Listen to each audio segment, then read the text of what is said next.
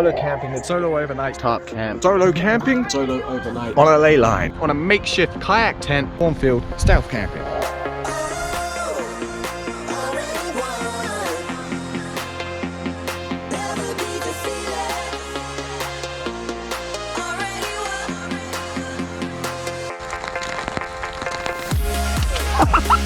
Did you get it on record?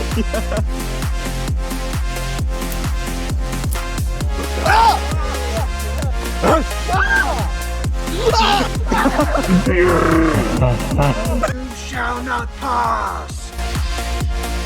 I never ran so fast in my life.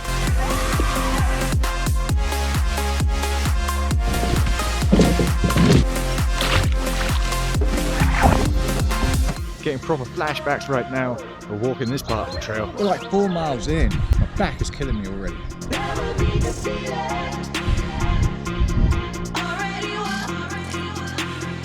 Every single step hurts. 13 hours, heavy rainfall. It's gonna be a wet one. The storm's picking up. All right, get inside, get inside. Get your bag. Oh my God. Let's have a look. What happened? We have no tent, no tarp. The Itty Wit 3 is going to be our shelter for the night. The floor to our kayak has deflated. Water is just kind of seeping in. I better get our safety gear on. Still raining, and it's just occurred to me that I may be in for a bit of a predicament. Not good for the tent's former. Water has come through the walls.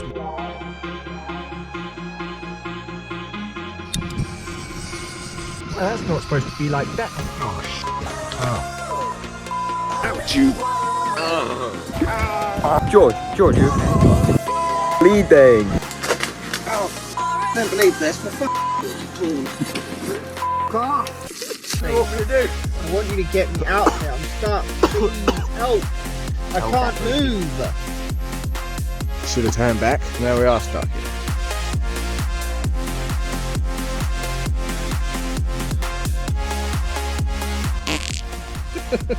This definitely was not the plan.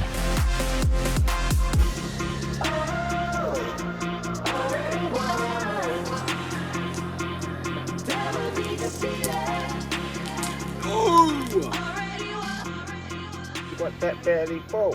That barely full. Red beard, red head.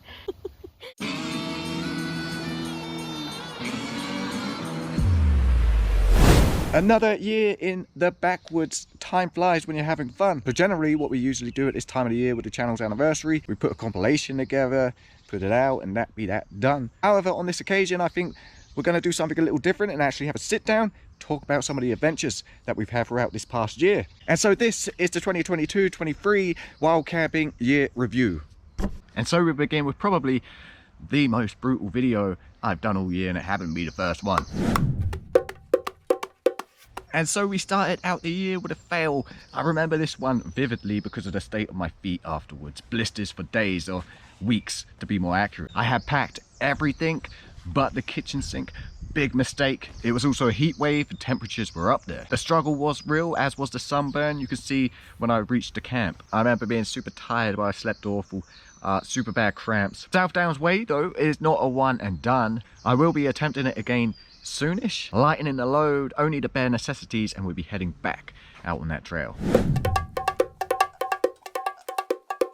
Testing the effectiveness of a ghillie suit. These stealth challenges are always fun. I say stealth challenges where, you know, it's a professional game, a hide and seek. So I don the ghillie suit and get in my position in a tree. Brothers come to look for me and do not find me. But of course, any video George makes an appearance in, you know something unfortunate is going to happen to him, whether it's premeditated or merely nature taking its course. Look up. Fucking hell. Another appearance from the broskies, and they both suffered from misfortune on this one. So in chronological order, we're making our way through this extremely dense bush. Stinging nettles high above our heads. Come to the swamp, have to cross the swamp. There's only one way to cross the swamp, and that's over this tree. Now, of course, George being George, you're expecting him to fall in the swamp. Okay, didn't happen. I cross over the tree, showed him how it's done. Broski crosses over successfully, and nature once again seeks George out. beautiful sound. It could only happen to him. And then a little further down the road, this is at a time where I'm testing out a knife from Top's Knives. And I've got Broski wanting to try it out, wanting to play around with it naturally, as we all did when we were teenagers, wanting to mess around with things that we shouldn't without having the experience to do so. So I end up giving in, and within approximately less than 2 minutes, you get the old see what I tell you, slicing his finger up pretty good. Now I thought maybe if it was that bad we may have to call it, because it's funny, that was the one occasion that I didn't actually have my first aid kit with me. Typical. But once the blood started to dry up, then we realized, okay, it may be okay, but the worst thing in that situation was for it to be infected. Didn't happen, so success there. Later that night, of course, we're fixing the bed down, and cue Attack of the Tent Tapper. You gotta mess with George. You have to mess with him. So we have our tents pretty close together. I grab the tripod and I start tapping his tent. And we'll cut to George now and figure out what his thoughts were when that was happening.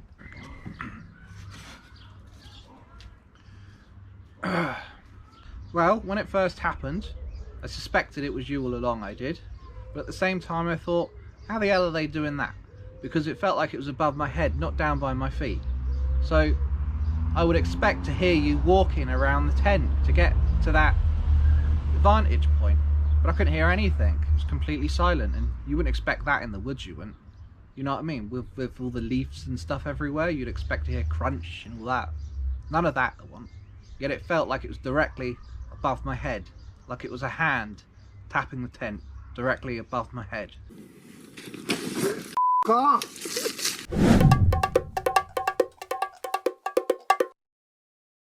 Building a semi-permanent camp in the woods.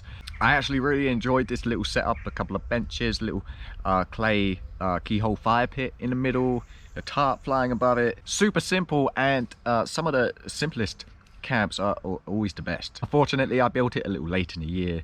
Around this time would have been ideal, but I didn't actually build it until the end of August, early September. Alas, it was semi-permanent, and it was George who made sure of that by sitting on it, and it collapsed, destroyed. It was also at this time, during the build of this semi-permanent camp and the time that I spent there, that I started feeding the robin. Pretty cool experience to have that whenever you went to the woods. Now he's not reliant on me, because obviously I'm not here all the time, and when I am here and I don't have any food for him, he'll be out doing his own thing.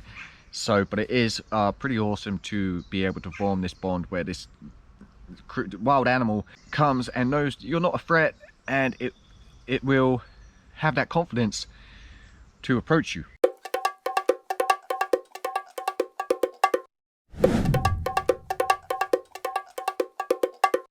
3 nights, 3 different locations, stealth camping. The semi-permanent camp was actually the base camp for this, where I had stashed some clothes, spare clothes and food and spare gear and whatnot. Absolutely brutal. It rained pretty much non-stop the entire 3 days, and the first night happened to be the worst night. It absolutely came down, and so the roll mat has little divots in it, and the rain collected within these little divots, and obviously then my weight on the bivy bag and sleeping bag against the roll mat compressed and forced the water to go through the bivy bag into the sleeping bag. That was the first night.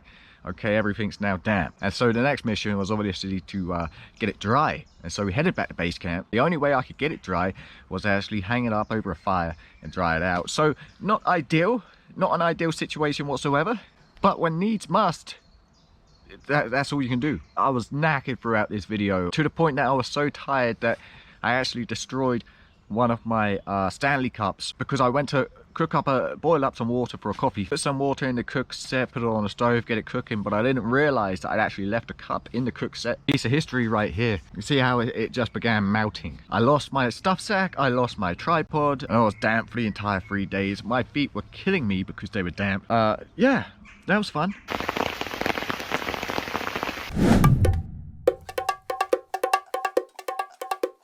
Creepy stuff. I remember a lot of animal activity on this one. The wildlife was super active, super noisy. Foxes have woken up. And owls. I actually had something crashing out of the bush behind our poncho shelter, and he almost began circling the camp. It was like a semicircle. Always stayed just out of range of my head torch, but never did find out what it was. Probably a deer. Then of course later on in the evening I noticed this light in a super boggy area where people wouldn't have been walking through. I don't believe anyone visited that area in the first place. There was no signs of any human activity, and it was just one of those woodlands in the middle of nowhere. It's not massive, just a small woodland with roads passing either side of it in a rural area. So highly doubtful that anyone would particularly stop there and walk their dogs there, especially in that location. Swamp gas or something else. Super strange stuff. Obviously not the first strange thing I've encountered out there. It was only one of many. You spend enough time in the outdoors and you're going to experience some high strangeness at one point or another. It's just the way it is. These are some of my favorite videos to make when testing out gear in the rain. It's nice to do the tests for any audience who may be looking into purchasing that product also, because you don't want to be spending your money on a kit that's just going to fail and let you down. There's always this sense of unknown when you go to test this gear. Will it be a win or will it be a fail? On this particular occasion, the Space Dome 2 failed. Now here's the thing about the whole testing situation. A tent is your shelter, your safe haven from the elements. Now if it's cold, raining, and you're in the middle of nowhere, far away from any civilization, and your tent is leaking, that could spell trouble. That's why it's always advisable to test out your gear before heading out into the field. Same thing with the gear top tent failed. The one Tigris transformer, it's a poncho and a shelter, failed. Building the Hazel Hurdle cabin, a super fun little project to do. I was actually inspired to do this on that 3-night 3-location stealth camp when it just rained the whole time, simply because there was really not anywhere dry to sit. The base camp didn't offer much protection when the rain was coming in horizontally. The actual build is about 95% complete. It's perfectly habitable now, but I will be adding some clay to the walls and whatnot, making it a lot more windproof. The build itself, just days and days of collecting hazel rods, completely tedious. But here's the thing, I've never actually completed anything in my entire life, so when it came near to completion, I got this second wind, and when the structure was finally completed, it was a great feeling, especially considering I'm not too bushcrafty per se. Think we done all right.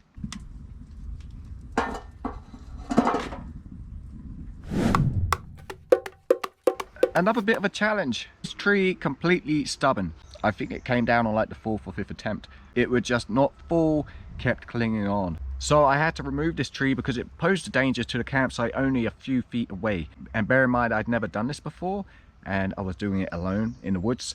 Not the safest thing to do. I wouldn't recommend anyone do it alone in the woods. All it takes is a little misfortune and it could be bad news. But me being me, I was just hoping I could outrun a fallen tree. Could I have if it fell towards me? Remains to be seen.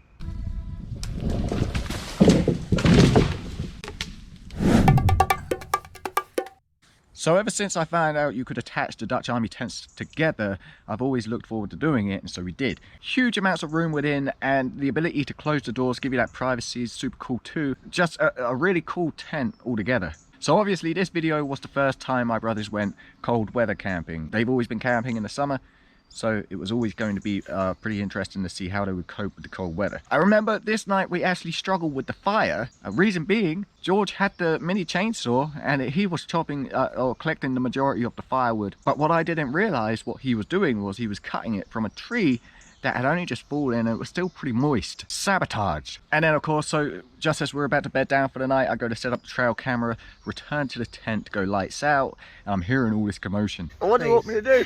I want you to get me out there. I'm stuck. Please help. I can't move. Could you expect anything less? So a gentleman by the name of Military Collectibles informed me of how this tent was utilized during its time. So I had to get out there and see what it was all about. During the actual dig, I thought there may be issues because water was gathering when it was about halfway down. I was just hoping it was seeping in from the walls around us, and eventually that would cease. And when fully dug out, I was just having to bail out the water. And when I was bailing out the water, as I was tipping it onto the ground, it then began seeping through the walls also. So there was nothing really I could do about it, because it turns out I hit the water table, and when it was time to bed down, it was essentially a water bed, and by the morning it was even deeper. A bit of a bummer because it's never easy to dig in the woods. You're always hitting some roots or some rocks that just reverberate through your entire body when you hit them.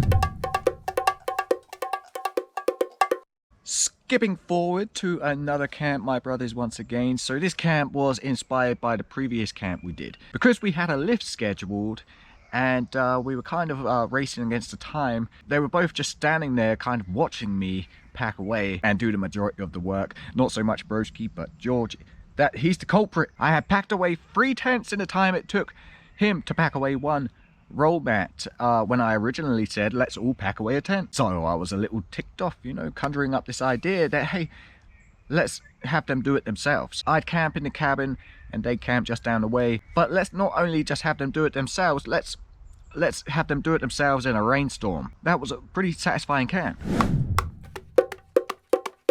Stealth camping at a site of special scientific interest, getting out of the woods and onto the hills.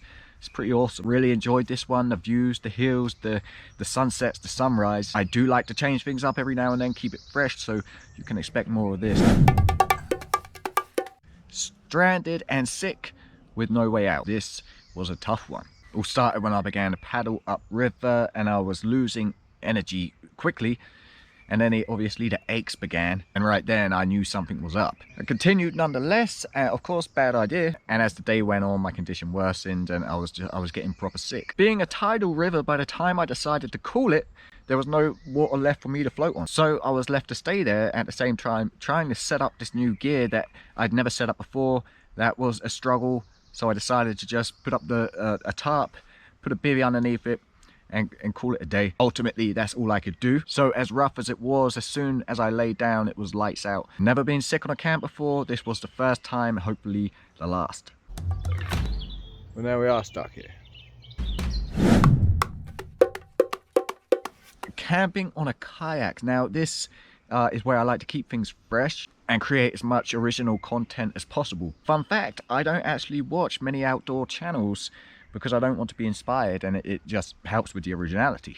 So a great idea to begin with, I thought, until water started coming in the kayak from a puncture. Now, this is the problem with inflatables, and that's why I specifically don't use inflating roll mats. There was something super eerie about being on the water in the dark with my head torch being able to only shine so far. All you could see was water. Dead quiet, pretty creepy. So of course, that's not all the camps we've been on, and there are some honourable mentions in there. But if I was to talk about all the camps we've been on, we'd be all day. It's been a fun year, plenty more to come. This was just a little recap of some moments, and a thank you for you guys sticking around, subscribing and liking throughout the year. Big things planned for the channel. Now I've got to go pack for a trip.